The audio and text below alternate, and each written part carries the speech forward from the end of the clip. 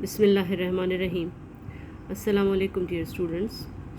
आज जिस टॉपिक पे हम डिस्कस करने जा रहे हैं वो हमारी फ़र्स्ट ईयर केमिस्ट्री के प्रैक्टिकल से रिलेटेड है, जिसमें डिटेक्शन ऑफ एलिमेंट्स करते हैं।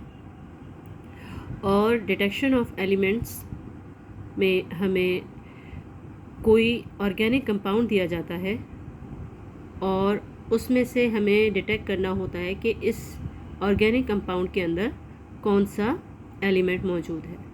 वो एलिमेंट नाइट्रोजन हो सकता है, सल्फ़र हो सकता है, या फिर हैलोजेंस में से कोई भी क्लोरीन, ब्रोमीन या आयोडीन हो सकता है। इस एक्सपेरिमेंट में हमारा ऑब्जेक्ट होगा detection of element in the given organic compound, and its theory is organic compounds are covalent in nature. The presence of element like nitrogen, sulfur or halogen cannot be detected due to covalent linkage. Due to this reason, the organic compound is first converted into ionic compound and water soluble salt by fusing with sodium metal. By doing so, nitrogen present in the organic compound is converted into sodium cyanide. If sulfur is in organic compound, that is converted into sodium sulfide, and if halogen is present in the organic compound, that is converted into sodium halide. इस lecture में detailed video मैंने upload की हुई है, वो इस video के link में दे दूँगी, उसको आप देख सकते हैं। उस वीडियो की लिंक आप ज़रूर चेक कर लीजिएगा, उसको सुन लीजिएगा, और उसकी ज़रा सी डिटेल में यहाँ पे दे रही हूँ, इसलिए आपको ये समझा रही हूँ कि आप लोगों ने किस तरह से इसको लिखना है और परफॉर्म किस तरह से करना है। अगर हमारे कंपाउंड के अंदर नाइट्रोजन मौजूद है तो वो सोडियम साइनाइड में तब्दील होगा, सल्फ़र है तो सोडियम के साथ फ्यूज़ होके वो सोडियम सल्फाइड हो जाएगा, और अगर उसके साथ हैलोजन है तो वो सोडियम हैलाइड होगा। और उसकी प्रिपरेशन किस तरह से करते हैं। Take a small and dry piece of sodium metal in a fusion tube and take a little amount of the given organic compound the fusion tube. सबसे पहले हम क्या करेंगे कि फ्यूजन ट्यूब लेंगे और उसमें सोडियम मेटल का ज़रा सा पीस लेके उस फ्यूजन ट्यूब में डाल देंगे, और ऑर्गेनिक कंपाउंड जो कि हमें गिवन है, जिसमें से एलिमेंट को डिटेक्ट करना है, उसका भी ज़रा सा अमाउंट हम उस फ्यूजन ट्यूब के अंदर डाल देंगे। अब उस फ्यूजन ट्यूब को हम हीट करेंगे, आहिस्ता आहिस्ता हीट करेंगे। पहले बिल्कुल स्लोली हीट करेंगे। अगर फ़ौरन से उसको हमने फ्लेम के सामने रख दिया तो एकदम से वो बर्स्ट होके बाहर आ सकता है, तो इसलिए पहले उसको हल्का हल्का जेंटली उसको हीट करना है। उसके बाद उसको इतना हीट करना है, जब वो ड्राई हो जाए उसको इतना हीट करना है कि वो रेड हॉट हो जाए। उसके बाद क्या होगा कि हम उस रेड हॉट फ्यूजन ट्यूब को चाइना डिश के अंदर डाल देंगे और उसको ग्लास रॉड के साथ ब्रेक कर देंगे। चाइना डिश में ऑलरेडी पानी मौजूद होगा, और उसमें जब फ्यूजन ट्यूब ब्रेक करेंगे तो वो उसके अंदर मिक्स हो जाएगा। उसके बाद उस चाइना डिश को हीट करेंगे यहाँ तक कि वो बॉयल हो जाए, और बॉयल होने के बाद उसको हम फ़िल्टर कर लेंगे। फ़िल्टर करने के बाद जो हमारे पास फ़िल्ट्रेट आएगा उसको सोडियम एक्सट्रैक्ट या लेज़ेन फ़िल्ट्रेट कहा जाता है, और उसी के थ्रू हम एक्सपेरिमेंट्स परफॉर्म करेंगे।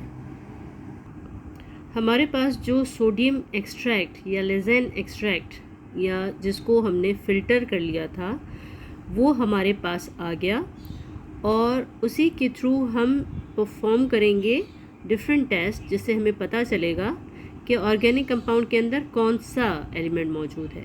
तो सबसे पहले हम एक्सपेरिमेंट परफॉर्म करेंगे नाइट्रोजन का।